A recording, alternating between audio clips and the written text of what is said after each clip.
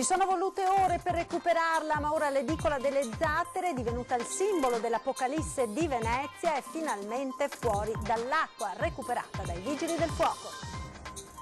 Celentano torna a parlare di Venezia, questa volta scagliandosi contro gli ultimi 4 sindaci della città e prendendosela anche con i veneziani. Un voucher da 200 euro per incentivare i maturandi a prendere i mezzi pubblici è una delle misure approvate dal Consiglio metropolitano insieme all'approvazione del bilancio di previsione. Primi sequestri natalizi dalla Guardia di Finanza di Venezia, trovati migliaia di prodotti non a norma per un valore di oltre 300.000 euro. Sospeso il presidio dei lavoratori del blocco operatorio dell'ospedale All'Angelo che doveva svolgersi questa mattina. L'ULSS 3 sanno bene che stiamo lavorando per loro e continueremo a farlo. Sindacati, inquilini e comitati tornano all'attacco per chiedere integrazione al regolamento ATER. La CGIL ribadisce serve introdurre la specificità di Venezia. Tradizionale festa con oltre 200 bambini delle parrocchie del Lido per la festa di San Nicolò. Inizia così il periodo di Natale con un ricco programma. Ben ritrovati con l'edizione di Venezia dei nostri telegiornali. È stata una lunga giornata quella di oggi, ma alla fine l'edicola delle Zattere, diventata il simbolo dell'Apocalisse dell'acqua alta record di Venezia, è stata finalmente recuperata. Vediamo.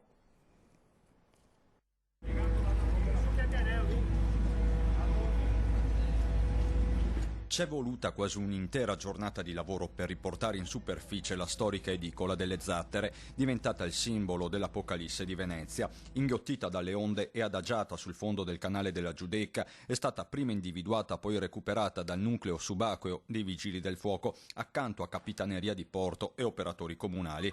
Alle 8:30 il via alle operazioni. Sono 2 sommozzatori impegnati nella fase iniziale di imbragatura. Per consentirne il lavoro l'area diventa off limits. Alle 10:30 il primo tentativo di tirarla fuori dall'acqua proprio di fronte alla chiesa dei Gesuati. Residenti, curiosi e lo stesso Walter Mutti, proprietario dell'edicola, sono trepidanti, ma qualcosa non va per il verso giusto.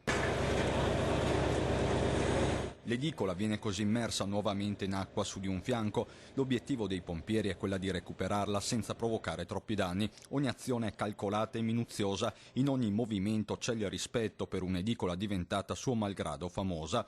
Parte una seconda fase di stabilizzazione, arriva anche un secondo vericello. All'una c'è una pausa tecnica per consentire agli operatori di riposarsi per qualche minuto. I sommozzatori entrano ancora in azione posizionando altri imbraghi. Alle 14:45 l'edicola viene estratta e non manca un applauso liberatorio.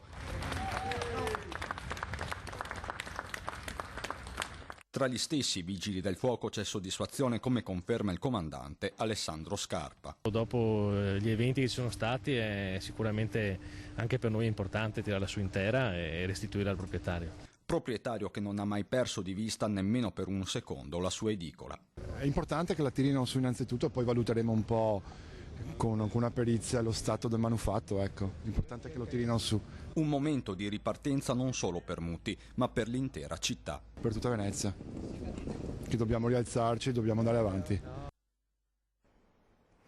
Molti i veneziani che nel corso della giornata hanno assistito con trepidazione e speranza alle operazioni di recupero, tra loro anche il padre dell'edicolante Walter Mutti, Giancarlo, che si è sfogato ai nostri microfoni. Nel 66 l'edicola è sparita, l'edicola era fissa, non ci hanno permesso di fissarla più. Di chi è la colpa? Delle autorità competenti di Venezia. Anzi, chiederò anche un incontro col sindaco. Giancarlo Mutti è il padre di Walter, l'edicolante delle Zattere. Per tutta la mattina è stato accanto al figlio che ha preso in mano l'attività. Quell'edicola l'ha gestita per una vita e che la situazione fosse precaria lo aveva già denunciato, visto che non gli è mai stato permesso di fissarla al suolo, ma ora è il momento della conta dei danni. Abbiamo un macello, basta. Manca il tetto, la pavimentazione non esiste più, pareti che baracolano qua e vediamo cosa verrà a costare. Ma accanto alla famiglia Mutti c'erano tanti veneziani che al recupero dell'edicola delle Zattere hanno attribuito un significato profondo. Per me è un simbolo del disastro, uno dei simboli del disastro che è successa quella serata. Io l'ho vissuta in prima persona e e avevo paura, veramente avevo paura. Ci sono stati quei 20 minuti veramente coinvolgenti. Speriamo che non succeda più. Questa è una dimostrazione che insomma qualcosa si è mosso e stanno facendo qualcosa. E c'è anche chi mette in fila le criticità di una città unica quanto fragile. I problemi fondamentali sono 6, te li dico già, che li so tutti. Uno è il Mose, il secondo è l'acqua alta, il terzo il turismo ignorante, il quarto il moto ondoso, il quinto il ripopolamento della città e il sesto il moto ondoso. Questi sono i nostri problemi principali. Siamo sempre in attesa del Mose perché qua Venezia in queste condizioni ritorna un'altra volta e siamo replica. Così è. La città di Venezia ed il referendum fallito per la separazione al centro di un durissimo intervento di Adriano Celentano. Nella trasmissione in onda su Canale 5 il molleggiato si è scagliato contro gli ultimi 4 sindaci della città, prendendosela anche con i veneziani. Sentiamo. Il sindaco di Venezia, Brugnaro, in compagnia di Massimo Cacciari ed entrambi i suoi successori, sono stati i veri promotori della svendita di Venezia. Un intervento pesante destinato a suscitare un vespaio di polemiche, quello di Celentano durante l'ultima puntata di Adrian su Canale 5. Se il referendum per la separazione di Venezia e Mestre è fallito, è colpa di Cacciari e Brugnaro e dei 2 successori Paolo Costa e Giorgio Orsoni, dice il molleggiato evocandoli senza nominarli direttamente. Ma non solo. Ma la colpa maggiore secondo me non è tanto di Cacciari, Brugnaro e gli altri, ma secondo me è dei veneziani. Come fate a non accorgervi della trappola in cui state cadendo? Venezia oggi è in vendita, i palazzi, le isole, i monumenti artistici. E fra un po', cari veneziani, venderanno anche voi se non tenete gli occhi aperti. Venezia è una delle 7 meraviglie del mondo, esposta peraltro come nessun'altra alle sfide del cambiamento climatico. Potrebbe essere la sede ideale di un'agenzia internazionale per l'ambiente. E invece, per colpa di quel voto mancato di voi veneziani, Venezia rischia di sprofondare sotto i piedi di 32 milioni di turisti ogni anno. Celentano conclude dicendosi convinto che dopo questo quinto referendum fallito ce ne sarà un altro e la città lagunare si staccherà definitivamente dalla terraferma. Io credo che la prossima volta Venezia avrà un comune suo, indipendente e non suddiviso in 6 paesi. Un voucher da 200 euro per gli studenti dell'ultimo anno delle superiori per incentivarli all'uso dei mezzi di trasporto locale. È la misura a tutela dell'ambiente lanciata dal sindaco metropolitano Luigi Brugnaro ed approvata nel Consiglio di oggi a Ca' Corner, durante il quale è stato anche approvato all'unanimità il bilancio di previsione 2020 ed il DUP, il documento unico di programmazione per gli investimenti legati al triennio 2020-2022. Nel bilancio compare 1 milione di euro per finanziare il progetto con cui si assegnerà con l'anno scolastico 2020-2021 un voucher di 200 euro a tutti gli studenti dell'ultimo anno delle superiori per l'acquisto di un abbonamento annuale sui mezzi del trasporto pubblico locale. Primi sequestri natalizi da parte delle Fiamme Gialle veneziane. Sono stati trovati migliaia di prodotti non a norma per un valore complessivo di oltre 300.000 euro. Maxi operazione della Guardia di Finanza di Venezia che in occasione dei controlli eseguiti in 2 negozi della provincia gestiti da imprenditori cinesi hanno sequestrato circa 60.000 articoli natalizi, palline e addobbi soprattutto di vario genere, senza l'etichettatura obbligatoria che permette al consumatore di disporre minime informazioni sul produttore o importatore e sulla composizione dei materiali. I 2 responsabili sono stati segnalati all'autorità amministrativa e sanzionati. Per questi oggetti deve essere garantita dai produttori una particolare sicurezza, perché sono destinati a entrare nelle case di molte famiglie e spesso vengono manipolati dai bambini. Il valore commerciale del materiale sequestrato ammonta a oltre 300.000 euro. Torna l'incubo eroina gialla Mestre. Nella giornata di ieri sono stati infatti 2 i casi di overdose, uno di questi con esito mortale. A perdere la vita un 24enne friulano originario di Osoppo, trovato dalla Polfer davanti alla stazione, zona nota per il traffico di eroina. Inutili i tentativi di rianimarlo da parte degli operatori del 118, poi intervenuti una seconda volta in via Dante. In questo caso però il paziente era cosciente. Nel 2018 a Mestre si sono registrati 21 decessi per droga. La cronaca: i carabinieri di Bassano hanno arrestato 2 uomini ritenuti responsabili di almeno una ventina tra furti e rapine in molte province del Veneto, anche nel veneziano. Sentiamo. Una moto, molti caschi e almeno 20 razzie nelle case e nei negozi di mezzo Veneto. Ma Douglas Gabrieli e Paolo Massaroni hanno messo a segno il loro ultimo colpo. È proprio questo il nome della brillante operazione condotta dai carabinieri di Bassano del Grappa e coordinata dal PM Alessandra Bloch della Procura di Vicenza, che ha permesso di arrestare i 2 italiani di origini sinti residenti nel Vicentino. È durata circa 3 mesi, anzi 4 mesi, dove sono stati 2 persone italiane ma di origini sinte, sono state riconosciute come autori e autrici di circa 20 colpi tra furti e rapine, furti in abitazione e in esercizi commerciali da agosto ad oggi. Massaroni e Gabrieli sono ritenuti responsabili di una ventina di incursioni nelle province di Vicenza, Treviso, Venezia e Padova, dove si spostavano con una motocicletta Honda di grossa cilindrata.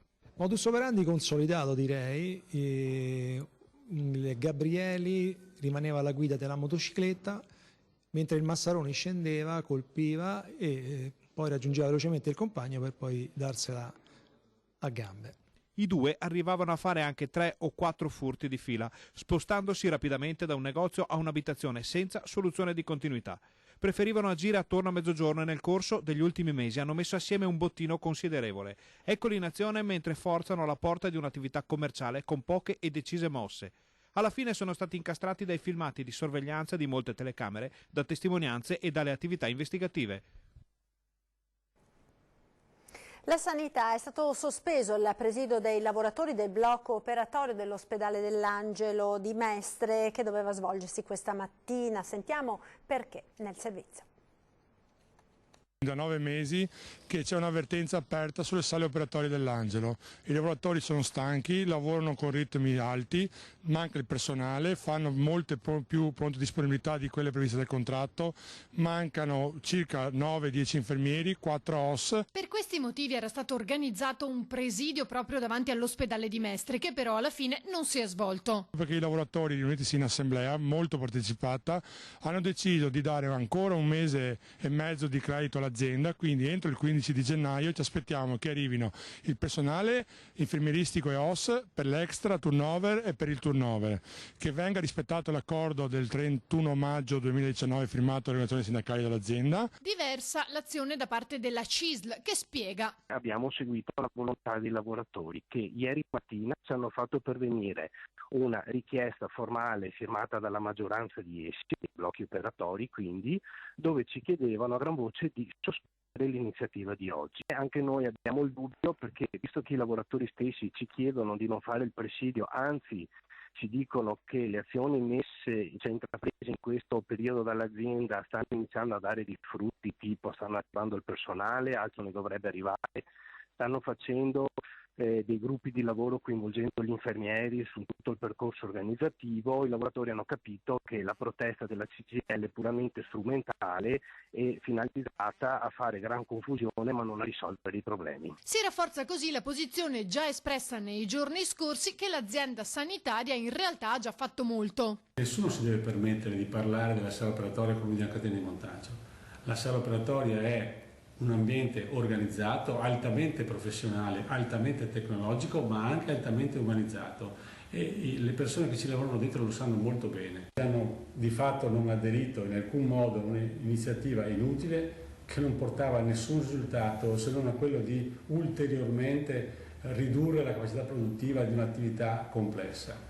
I nostri lavoratori, con cui abbiamo lavorato costantemente in questi mesi e con cui continueremo a lavorare, dimostrando, ripeto, notevole saggezza, hanno creduto e continuano a credere alle iniziative sin qui operate assieme all'azienda, in costante collaborazione e in costante clima collaborativo, smentendo iniziative e prese di posizione di chi invece vorrebbe far naufragare questo percorso virtuoso.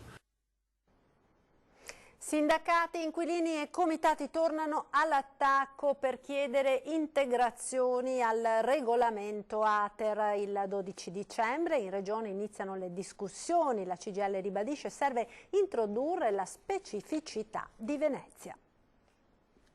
Il 12 dicembre ci sarà la commissione del Consiglio regionale che discuterà del regolamento. Noi saremo lì per chiedere cosa? Per chiedere che ci sia un regolamento che applica canoni adeguati, canoni sostenibili sulla base delle condizioni delle case, sulla base di quanto gli inquilini lì dentro hanno investito, sulla quantità e la mole delle spese condominiali, tutti elementi che vanno considerati per fare in modo che ci siano canoni sostenibili. Così il segretario generale della CGIL, Daniele Giordano, sintetizza le richieste contenute anche in un documento sulla questione ATER che si riapre. La prossima settimana, dopo le modifiche alla legge regionale, inizierà la discussione sul regolamento attuativo e sono molti i temi da affrontare. Una città come quella di Venezia che sta pagando un forte spopolamento dovuto alla mancanza di case e per questo chiederemo anche una specificità per il territorio veneziano che non è presente nella legge e che non c'era nel regolamento e chiederemo che le risorse derivanti da questa riforma vengano investite in un grande piano di edilizia residenziale pubblica per tutta la città metropolitana, ma in particolar modo per una città come quella di Venezia che ha un'emergenza casa che non è più sostenibile. I sindacati cantano vittoria per la modifica della legge regionale intervenuta ai primi di novembre. Abbiamo chiesto sin da luglio modifiche radicali alla legge che riforma l'edilizia residenziale pubblica, quella che riguarda le case ATER e le case comunali. È una legge che era sbagliata perché colpiva le persone sole, gli anziani e faceva aumentare di 3 milioni di euro i canoni di locazione. Da qui è partita la protesta che non si fermerà, dicono ancora i sindacati. Abbiamo messo in campo insieme agli inquilini, insieme ai comitati, presidi, assemblee, manifestazioni, anche sotto il Consiglio regionale per chiedere radicali modifiche alla legge. La Giunta ha ascoltato, è stata costretta ad ascoltare queste iniziative, tant'è che la legge è stata modificata. Ed ora ci fermiamo per la pubblicità, linea alla regia. Subito dopo vediamo i festeggiamenti al Lido per San Nicolò. A tra poco.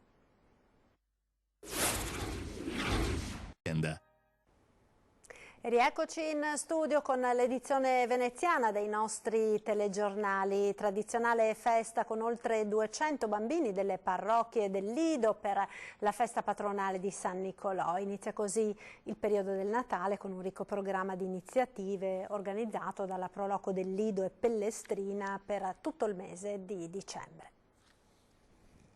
L'incontro con San Nicola, vescovo di Mira, in molti paesi del mondo meglio conosciuto come Santa Claus, ha aperto al Lido di Venezia le iniziative di Natale. Circa 200 bambini presenti, provenienti da tutte le parrocchie dell'isola, hanno partecipato così, in occasione della festa patronale della parrocchia di San Nicolò, all'incontro con lui, in carne ed ossa, che ha portato a tutti caramelle e piccoli doni.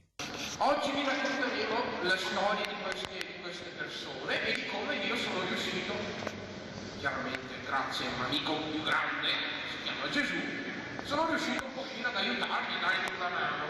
Molte le iniziative messe in campo dalla Proloco di Lido e Pellestrina. Il Natale di quest'anno sarà inevitabilmente un Natale diverso dagli altri, perché sono ancora aperte le ferite di ciò che è successo nella notte tra il 12 e il 13 novembre. A farsi carico di portare un po' di allegria e di felicità sarà in gran parte la Proloco. La Proloco sta organizzando una serie di iniziative nel territorio, tra cui il consueto flash mob, per poter appunto portare una ventata di freschezza e una ventata di spirito natalizio. I giorni clou delle iniziative Proloco dal 13 al 15 dicembre. A questo poi si affiancheranno, come tutti gli anni, le feste, le tradizionali iniziative delle associazioni sportive e culturali in grado di coinvolgere sempre centinaia di persone e poi a Capodanno, come da tradizione, il consueto bagno degli ibernisti, una tradizione consolidata che richiama persone da tutta Europa. A metà dicembre al Parco delle Quattro Fontane ci sarà anche il villaggio di Babbo Natale e Babbo Natale che girerà per il Lido a cavallo e in carrozza.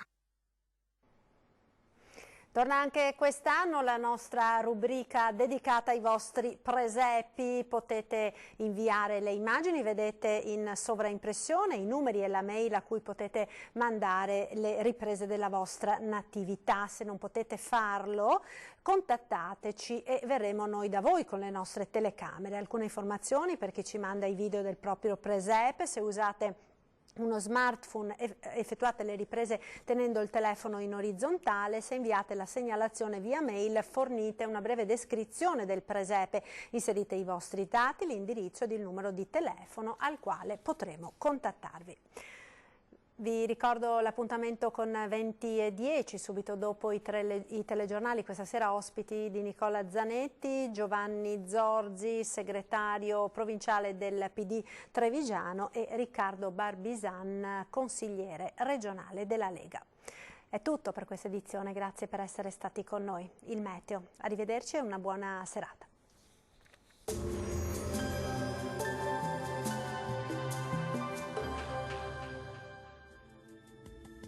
Bentrovati al meteo. Weekend dell'Immacolata con il tempo che si mantiene stabile sul nostro territorio. Vediamo dunque il dettaglio di sabato 7 dicembre. Sul Veneto cielo a tratti parzialmente nuvoloso con spazi di sereno più ampi sulle Dolomiti e anche altrove da metà giornata. Sarà probabile però la presenza di nubi basse e anche di qualche nebbia durante le ore più fredde sulle zone pianeggianti ed occasionalmente anche nelle valli prealpine. Temperature minime tra -3 e 4 gradi, massime comprese invece tra 6 e 9 gradi. Ci spostiamo ora sul Friuli Venezia Giulia, dove avremo tanto sole ovunque, salvo per innocui addensamenti sulle aree costiere. Temperature minime tra 1 e 7 gradi, massime oscillanti invece tra i 10 e gli 11 gradi. Poche novità sul Trentino Alto Adige, sarà infatti anche qui ampiamente soleggiato ovunque, il cielo si presenterà sereno o al massimo poco nuvoloso. Temperature minime sotto zero o massime sugli 8-9 gradi. Dal meteo di Antenna 3 per ora è tutto, grazie per l'attenzione e arrivederci.